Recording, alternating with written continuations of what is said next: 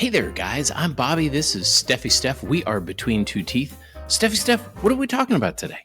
Yeah, thanks, Bobby. What we're talking about today is how to handle complications and bad outcomes just from a mental health and well-being perspective. And specifically, this request came in from one of our viewers, one of our subscribers, who was curious and just kind of made some comments about just personal struggle when things, maybe not they just don't go our way. How do you deal with that? We love hearing from our followers, and it was kind of a pretty impactful kind of ask out to us, because I think part of what we do is we try to connect to others, and this is a perfect way, but people reach out and say, hey, here's what's on my mind. Could you please do a show about it? We'll dig into the question. Yeah, and I would just start by we all have our hands dirty here. Everyone has bad outcomes. Oh, yeah.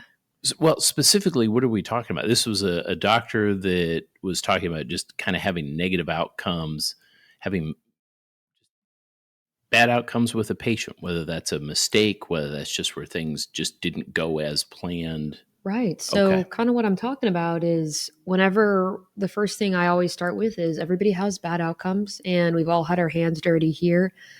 One of the things that I look at in cases like these is, everybody wants a great outcome. It doesn't benefit uh, anyone, whether you're the provider or you're the person in the chair, to have a bad outcome. Right. No one wishes for that. We didn't become clinicians to have Yeah, bad things happen. We want to help people. and I'm so happy that our subscriber kind of talked about this because they bring up an excellent point. Yeah. And we talk about sustainability, and especially as providers, we have to kind of come up for air sometimes. We take that burden personally on ourselves, whether it's something that maybe we could have done better during the procedure, or if it was just kind of the patient maybe had some other issues going on that just complicated the healing process, or maybe just, stuff happens. Sometimes you just can't predict it. So what happens when patient care goes wrong? And what I would say on that, if you're a doctor and we're dentists, you're a periodontist, I'm an oral maxillofacial surgeon, and if you have not had bad outcomes of some sort, you have not been practicing long enough. If you haven't had a dental implant fail, for instance, you haven't placed enough dental implants. Right. And so part of this is also separating, it's kind of what Brene Brown talks about, guilt and shame. Guilt says that, or shame says, I am wrong, or I am a bad person. Guilt says, I did something wrong. And so a lot of times we have providers that really internalize a failed implant. We'll use that as an example. Yeah. And there's a range of examples, but they might look at it and go, how in the world? I have ruined this patient's life. It's terrible. And what makes it worse is the patient is also unhappy. And so it just tends to add a little extra on top of someone who's really feeling bad about this whole thing. I like what you talked about there, shame, because that is a difficult emotion to kind of work through, if you will. And part of it, I think, in I don't know exactly why the person reached out about this question. Well, I guess we do know. It was something on their mind. And I think everybody goes, or maybe not. I assume everybody goes through this. In a sense of community is to say, hey, we're with you. We're in the trenches. We have all had situations that happen.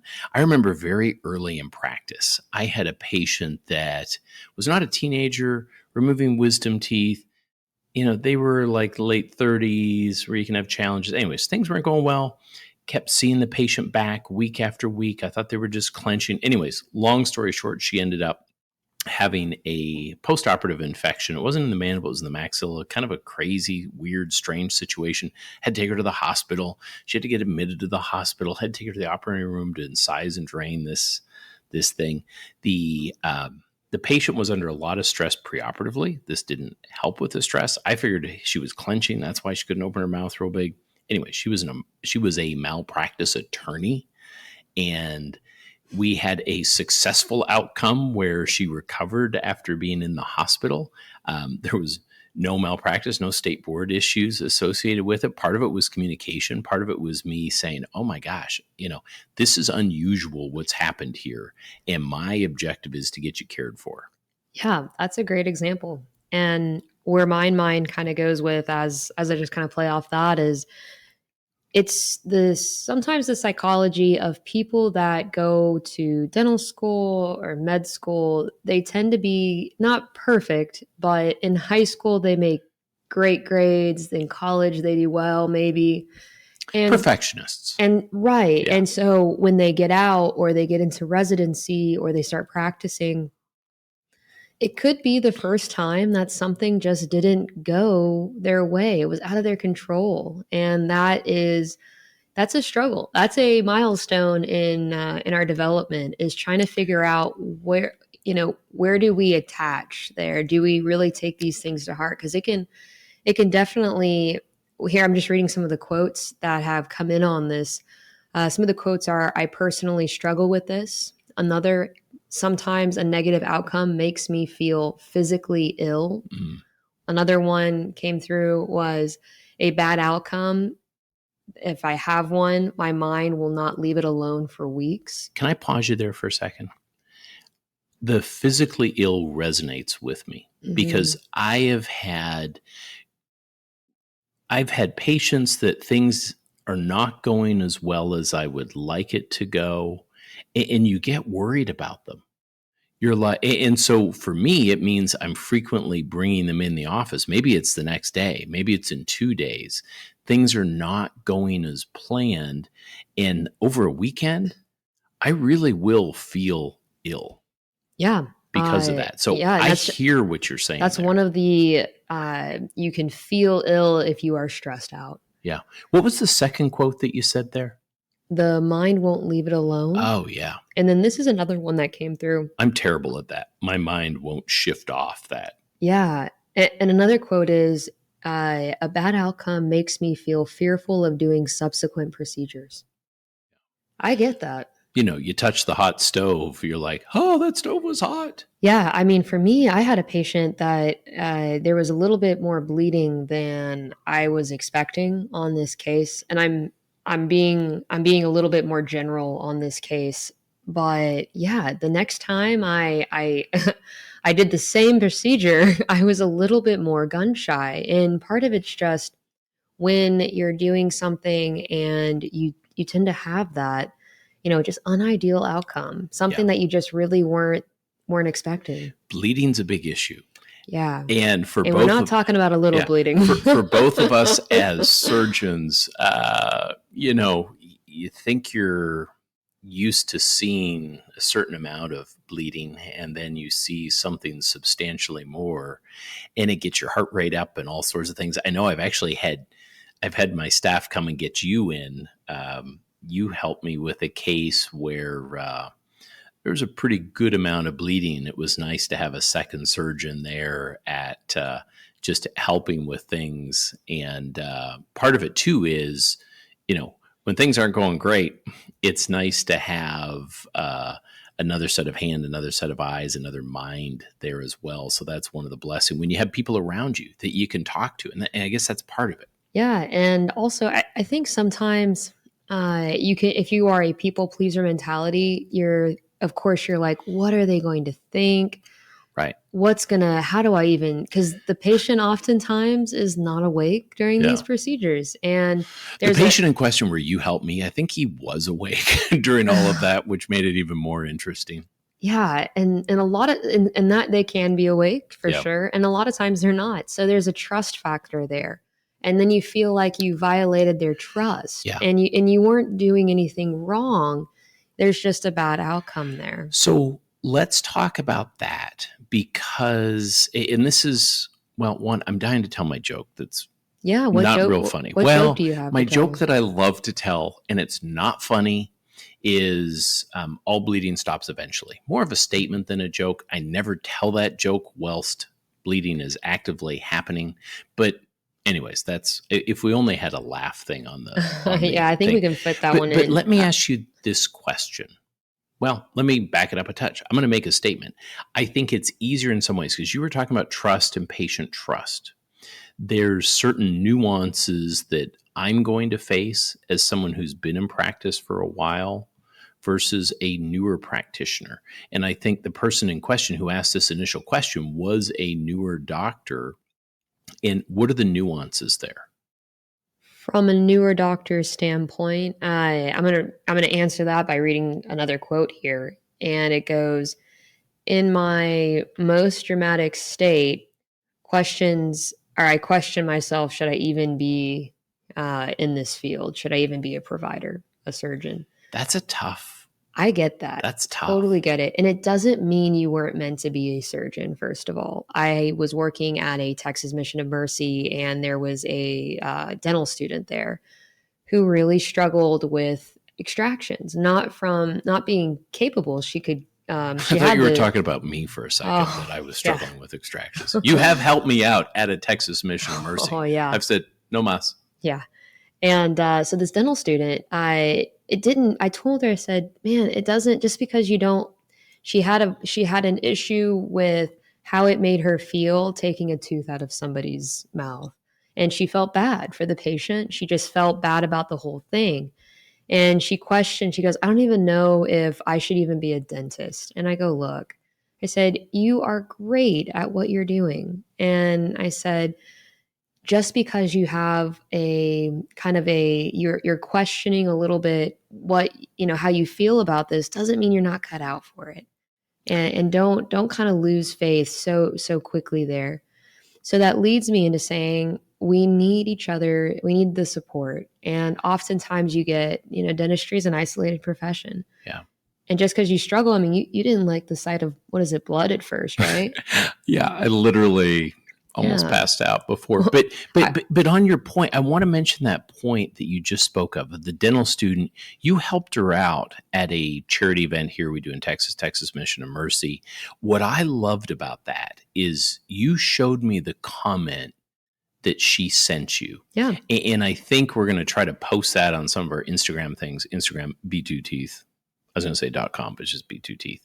That made my day because she told you how what you did had a significant impact on her and changed her.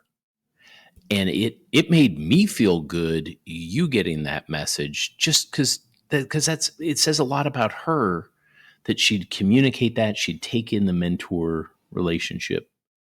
Yeah. And so, yeah, no, all of those things. And it's kind of tough. Like when I was applying to residency, for example, I don't come from a family of healthcare providers.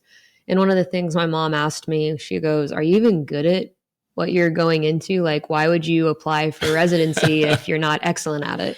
My mom said, don't be a dentist. They won't need dentists anymore. And I told her, I was like, well, Mom, that's kind of the point. It's more of what you're interested in. It's not about being great at it when you start. And that's kind of a theme. And so when I look at how I've gotten good at anything in life, I had to go through a lot of failures first. And the trick is the human nature. We're working on other humans. And so, of course, there is going to be an emotional component to that. We're not working on machines. We're not, if we if we make mistakes, the stakes are higher. Yeah. We don't want to compare what we do to a barista at Starbucks, but how often do they mess up your Starbucks order? And we expect perfection out of ourselves. Our patients certainly expect perfection out of us. Right. And we want to go for perfect. And there's many things that can come in the way of a perfect outcome. And kind of getting to like, well, how do you kind of sort through it? I see females, especially female surgeons, all the time get into no man's land of isolation. And they feel just as bad as some of the male surgeons do. but they don't have the group dynamic to discuss it and get through it. I'm glad. Oh, sorry. Yeah. And I saw thought. that in a real way. We had, I was part of a Harvard surgical leadership course, and we were doing the London section of our cohort. And in London, a lot of small groups were formed. And some of those small groups had people, we discussed these things, and you had people break down and have really big emotional reactions to something they had not gotten off their chest in years. They felt terrible Like about what things. kind of things are you talking about? Just really bad patient outcomes? Yeah, or? just really bad patient outcomes. You wouldn't think about it. So you have, whether it's a colorectal surgeon or you have a cardiac surgeon or, even, someone, OB-GYN. And then I'm here on the dental side of things saying, oh, that's tough. And at the same, and none of these, by the way, were deaths. That's a whole different ballpark. Yeah. These were, I stitched together the wrong thing on my first day. Yeah. The need for reoperation is like, that's kind of during my residency, general surgery. Yeah. You go back to the OR and take a little look-see and things aren't going well, and let's open things back up. And there's no malice here. Yeah. That's the thing. And it's not that they weren't paying attention. Their eyeballs were wide open. They were trying. And at the same time, especially on the medical residency side of the equation, they have these big discussions, M&M, morbidity and mortality conferences, where residents have to stand up and say what was done and what went wrong. And those can be pretty brutal. But in private practice, you're just so isolated. And what I noticed is that there was a lot of men and women at this program. But what I really noticed is that the women just didn't have the group dynamic that they had in this program back at their hospitals, and especially not during residency. So if they made something like that, or something happened, which it happens to everybody, imagine going through something emotionally challenging where you didn't do anything, you did something wrong because you had a negative outcome, but it wasn't, it's a nuance. It wasn't your fault. Like you're a new surgeon. Of course that's going to happen, but you got to go through it on your own. I think the biggest thing, what goes through my mind as you talk about that, we know that smoking's bad for you. We know that alcohol can certainly be bad for you, and drugs can be bad for you. There's good data out there now about not being connected to others can be as dangerous, especially from a longevity standpoint. With this kind of thing, if you are isolated as a practitioner and you've got no one to talk to, and I think it's helpful to have someone who is in your immediate peer group, someone who's your same age-ish, kind of doing the same thing that you're doing. And it's also helpful to have someone who's a couple years ahead of the game that can see the forest for the trees on some of this stuff. Right. And that's part of the Hippocratic Oath. And part of the trust, part of the patient-doctor relationship is you are trusting. You're not saying that your doctor is not human. Yeah. That is not part of the oath. What you're saying is that you're trusting that your doctor is going to show up ready to go. Do no harm. And the other thing is, we're on the dental side of things. What we do, our operations happen in the mouth. Just because the patient goes home doesn't mean they stop using their mouth. And I've seen... You've asked me to stop using my mouth fairly frequently, but I digress. I've seen patients that'll leave after a large bone graft in their mouth, and then on the way, like, I see them lighting up a cigarette as they're getting in their ride's car. Lighting up a cigarette, or say, don't pull your lip. Right, yeah, don't pull your lip, and they're already looking at it. Like, I've been looking at this for the past 48 hours, and every time I pull my lip out. Right, and it's not, I get the curiosity, but then when they don't have the ideal outcome, I mean, you can only do what you can do. So we've talked a little bit about some solutions. Were there more quotes that you wanted to talk about from this individual? The one thing I wanted to really hit on was this individual saying in their lowest state, they question if they should even be doing what they're doing. And I think that is the magic here, and the opportunity is, of course, you are well trained. You are great at what you do. And even if you had a bad outcome, That is okay. What we do as providers is invasive, and it ultimately helps people. That's the idea. But we are human, and we also can't control everything. Yeah, that's a great point on the end there. Um, to put my regulatory hat on somewhat, I'm a board member with the state board here in my state, and I'm saying all of these things as my personal opinion, not representative of the state board. But we see negative outcomes all the time. There's, no one writes us a letter and says, "Hey, things went great." And it is one of the most humbling things in the world to have to sit on the other side of the table. And, you go through the plethora of facts about a case. You often hear from the patient and then the doctors on the other side of the table.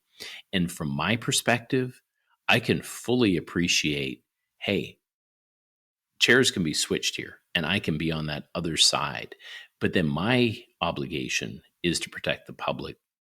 My obligation is to figure out, how do we ensure that the doctor has learned from this experience. And it's a tough deal because things are not perfect. Yeah, and a lot of times I also, as we start talking about strategies, we've kind of outlined, well, what are we talking about? And as we kind of segue into some of the regulatory environment and strategies to deal and cope with some of this stuff in a positive way, in a sustainable way, you can start with prevention, and you can start by not necessarily promising anything. I know young docs eager to get patients to sign on the dotted line, say, "Oh my God, yeah, it'll be great, it'll be fine." They've done it. They've done it maybe 5 times, and they haven't done it enough to see a failure yet. And they get into hot water because you have a patient who is asking something ridiculous. I love that you said that. And we've talked about it before on some of our YouTube videos that we've done. It's an expectation management issue. And I think it's so tough, as you said, as a new practitioner, you want to help people as best you can. And you want them to know that you're competent. You really don't want to say, "I don't think I can do that. I don't think that's a good idea. I don't think I'm the doctor for you. I can't meet your Right. And expectations." it's super tough because if you're trying to grow a practice and you turn half the patients away because when you start in practice, there's absolutely somebody better out there. I just send the tough patients to you. I'm like, send it. It's Stephy Steph's way. It's tough. You have to err a little bit on the side of building yourself up. And that's why, I don't know, when I got out of residency, my director talked to me about our entire program. He goes, start with the basics. Do not do the big cases right off the bat. Get your feet wet. And, after 5 years, when you see what goes wrong with the basics, then start to segue. It takes a while to really kind of get your legs under you. It really does. And that's where having people that you're connected to. Yeah. I enjoy talking about when patients are like, they're like, "Oh my gosh, this is going to work, right? 100%. And I actually enjoy saying there is nothing in this world that's guaranteed. I love saying there is no such thing as a simple procedure. Yeah, that's a good one too. And, in residency, saw a horrendous case of the person survived, but a simple procedure of a lipoma removal from someone's back just almost took the person's life. And it was bad things happen. And the practitioner involved was not a resident, and it was a senior staff doctor that really spiraled into a negative mental health space because of that negative outcome. And it was really, really tough because you get isolated so easily. And that gets to some of the solutions that we have talked about. Talking to a colleague, you've got to find somebody that you can talk to. Maybe it's going to your local dental society and reaching out and asking for input there. Or, we think of everyone as competition. If I have a patient that's going awry, and I'll usually get you in the room for a variety of different reasons, just to make sure, okay, you take a look at this with your own eyes without me biasing you, and then we have a discussion.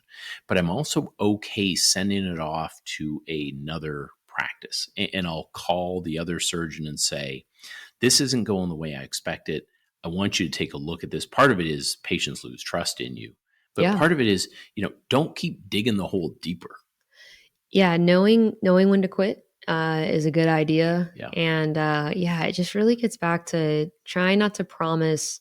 Don't overpromise. Expectation management. Getting back to the state board side of the equation, a lot of state board And complaints are also, because of that. yeah, and also just trying to realize you're not alone in kind of what you're going through. I know that we get overworked as providers, Yeah. and just kind of knowing your limits there, it's so tough to keep those emotions in check. So as I kind of just unpack some of the stuff we've talked about, I really like to lean into find a group of colleagues. It's nice to kind of have it diversified too by having Yeah. someone who has been there for a while and has seen some stuff. But it is also great to have someone your age who's in your same neck of the woods, who's Yeah. in your same kind of niche group of procedures that you provide, because they're going to know, even if I'm talking to the complications that might happen with a colorectal doc are a little different from what may happen with mine. It doesn't make mine invalid. It's just they're different. Yeah. And so trying to find someone for me that would, do the same procedures is helpful. And Steffi, part of our why of doing this channel is because we have a local study club with doctors that is a pretty diverse group as far as ages and male and female and specialists and general dentists. And we have a blue couch that is kind of the meeting before the meeting. We've got this super comfy blue couch in the office, and people come and hang beforehand. And that's really where the good stuff gets discussed. And that's where you talk about having challenges with your kid or having trouble with staff and all that sort of thing. Well, yeah, what Bob's talking about is we kind of we generalize some of these issues to, because everyone kind of deals with, well, not everybody, but a lot of people deal with kind of trouble with kiddos or trouble with like a spouse or trouble with just kind of being alone. And I think it's so important to be heard, be understood, and to have people say, I know what you're talking about. And for me, it was always kind of helpful to see people that were 10 or 15 years down the road in practice to say, oh, yeah, man, that happened all the time. And then finally things changed and got better, or I changed and kind of how I manage that. But taking care to get connections and kind of having that is so critical. What else can people do? I think we hit on the main ones. The other one that I would say, and we talk a lot about just what can you do for your own mental health? Yes, you have something bad happens, you're going to have a hard time stopping thinking about it.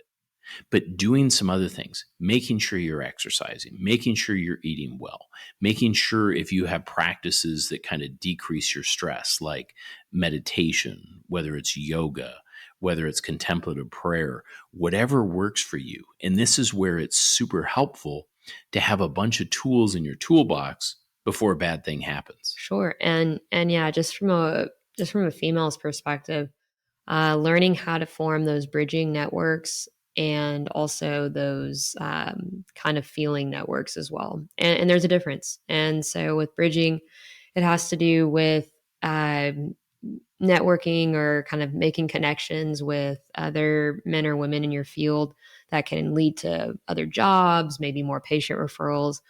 And then there are kind of the feeling networks where it's a safe space and they can pick you up when you've kind of gone underwater and you need to come up for air. How does one foster a safe space? I think having a safe space is about having someone that you trust that is not going to, go and share some of your, your deepest, darkest stuff with just anybody. And this is a person or a group of people that they don't necessarily have to have a lot in common with you, but it tends to gravitate towards that. And it's about who can you be vulnerable with. And if you can't be, a lot of the comments that came from this prompt they're vulnerable. They were definitely something where I felt like a safe space was trying to be created. I love what you said right there, because the person who asked this question had sort of the confidence, but also just knowing that they wanted to get this out there and truly get some input. So I love they asked the question, because that says an awful lot about them. Mm-hmm. I love that they asked you the question, because it says an awful lot about you. Kind of like that other person, the dental student, making the statement to you of, "Oh my gosh, you really had a significant impact." Why don't we do more things like that? Why are people not kind of like, "Hey, thanks for helping me," or, I need some advice on something? Is it ego? Do we get in our own way? I get in my own way a Hard to lot. say, yeah. Well, it's not that hard to say. Just say, I think a lot of times, because we're like, okay, I'm a doctor, I'm in charge of this and this and this. I have to be perfect, which we've talked about as far as perfection.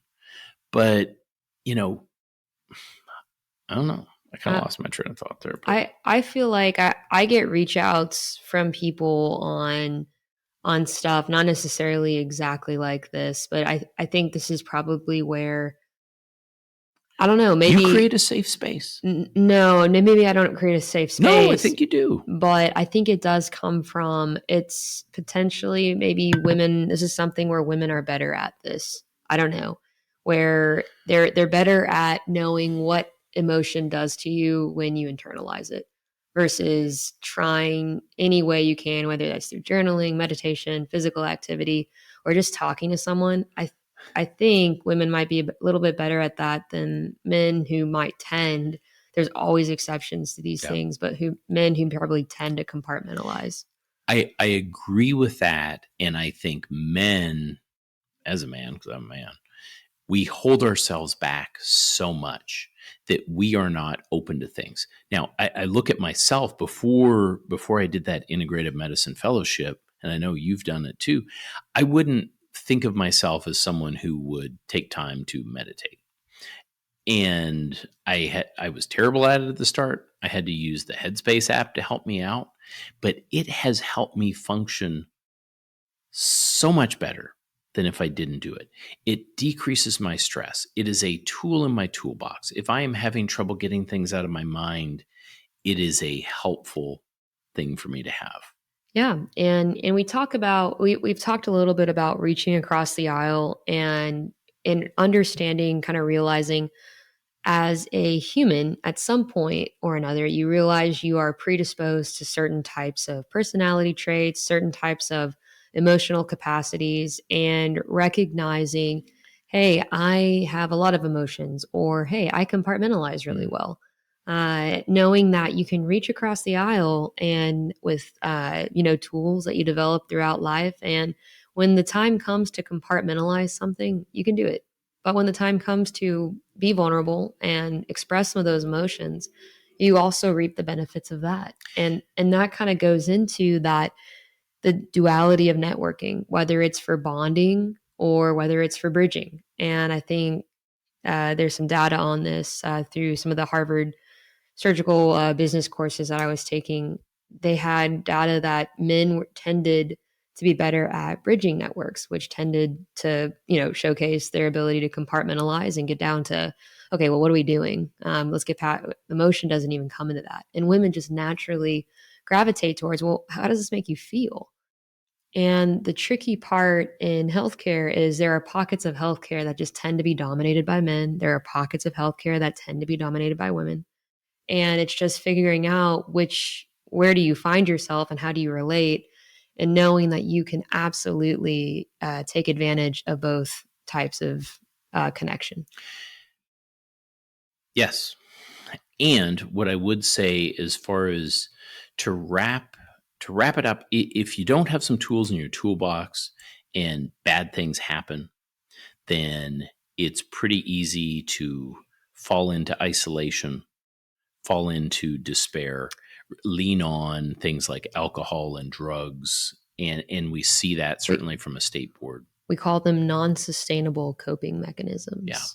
So I guess what we do is push you to connect with others and start that connection now. Yeah. So what we're going to do real quick is we're going to play. Is this going to be an exercise? This is going to be an exercise. It's going to be a little game that's going to kind of test Bobby and my ability to think on our feet. Oh, so we are doing improv classes. Yeah, so is that where this is coming from? So here's the prompt. It's going to be sustainable coping mechanisms. Now, that's a really long prompt. It's pretty simple. What's a good way to cope with stress? Okay. And so, Bobby, you want to start us off? We're just going to go back and forth till we run out of ideas. So are we doing you start, because I don't know where we're going with this. Meditation. Breathing exercises. Journaling. Exercise. You said exercises twice, but I'll let it go. Oh, I did? It's okay. Then you said breathing exercises, which... Oh, yeah. Well, breathing exercise is different than exercise. Yeah, now, when I do exercise, I am breathing pretty heavily. Yeah. Breathing exercise, and then exercise. Talking with a friend.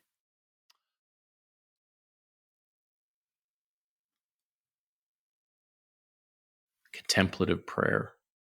Putting on makeup. Getting your hair cut. Drawing. Don't say painting. Painting. What'd you say? I said painting. Cleaning your dwelling, your place of residence. Going for a drive. Getting an extra nap in. Ooh, I like that.